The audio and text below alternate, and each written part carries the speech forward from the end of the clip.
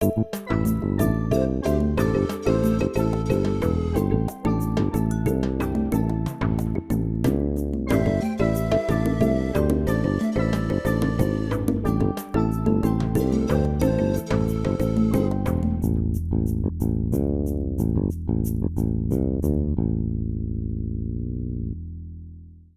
all, I'm Ernie. I'm with my friend Pat. We've got a super fast, little exciting adventure we're going to do today. We're actually going to do two things. We're going to talk about the B&K logging road and the actual logging camp, which is up B&K Logging Road, which we're going to go to today. We're also going to talk about the Helen McCaull collection of photos, and you can find these through the at the BC Museum. It's in their collections. And she has these amazing photos from 1920 to 1940s of places all over the Sunshine Coast. She was involved with what was happening with people's lives, what was going on in the community, and she also made these fantastic postcards that of the Sunshine Coast. Okay, so where we are, we're at the mouth of Roberts Creek, where the creek comes out to the ocean. And this is where B&K dumped their logs. They were using trucks to log, from the pictures I've seen, but there's also flumes coming down here with cedar bolts. But right now what we're going to do is we're going to head up the mountain to the original first B&K camp. It's about 20 minutes up the mountain. Let's go.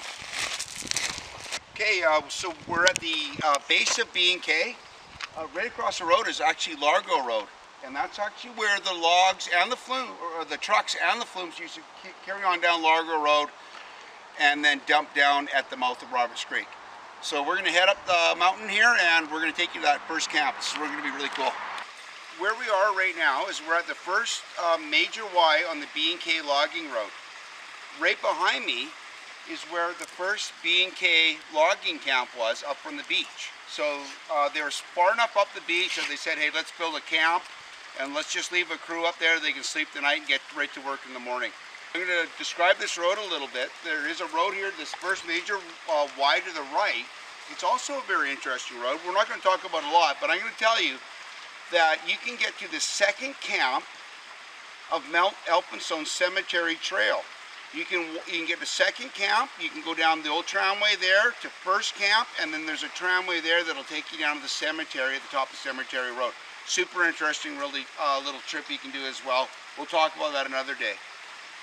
Quickly, right behind us, if you had carried up going up B&K, you would have actually come up to what's known as Jackson's Brothers Logging Road, and it actually takes you back down into Wilson Creek. A lot of people know that as the Wilson Creek Forest Service Road or the Dakota Bowl area, but really that's Jackson Brothers Logging Road. And actually, with the Helen McCaull collection, she has an incredible collection of Jackson Brothers. The picture she has, it was actually Burns and Jackson's, eventually went on to Jackson's Brothers. That's another whole story. And what we're going to do is we're going to snoop around here a little bit in the bush and just going to tell you a little bit more and some history and hopefully find a cool little artifact. So let's go. I'm excited. But we just came across some of this neat old metal that's around here. There's stuff all through here. It's a must come and take a look at. But there's neat old parts of the truck. And what I've always found interesting is that these old camps, you always find the galvanized washing tubs, and you also find the galvanized fire buckets. The other thing that you'll find is what's left of the stoves. But a lot of times you won't see anything. It'll just look like maybe some old logs with some moss on it, and unless you get the metal detector out, you just keep walking all over stuff. Neat little cluster stuff sitting on the log here that I guess when they were building their mountain bike trail found it and put it up on display here. But I always dig these old green colored cups. It just sort of screams the 30s and 40s. So, and that's when they were up here. B&K was at this camp in the 30s. So. Anyhow, we're going to go across the road and take a look around over there. We are on the west side of the B&K camp. We're going to go up into here. There's a really cool artifact we're going to go up and take a look at. But first, I just want to quickly talk about Ys in roads, on major logging roads.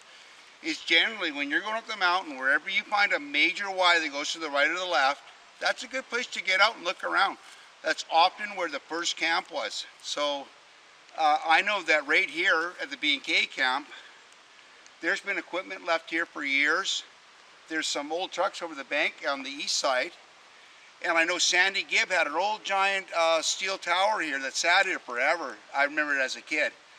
That's gone, but I'll tell you what, there's a super cool artifact up here we're going to go and take a look at.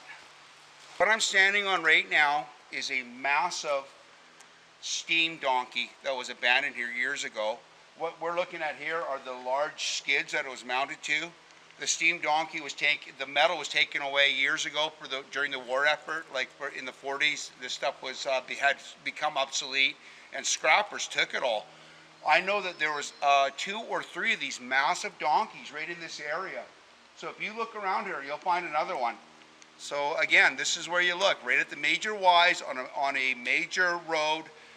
They're all over the coast. Just get out and take a look around. You'll find the coolest stuff. Okay, well that's it for today. This is, I'll tell you a little quick something about this. What I like about this adventure is that you can do it almost like 9 months of the year. You can do it after work, after school. You can just zip up B&K. You probably ride by this camp all the time and see it. So just stop and take a look around and just see the history. So we'll see you another day.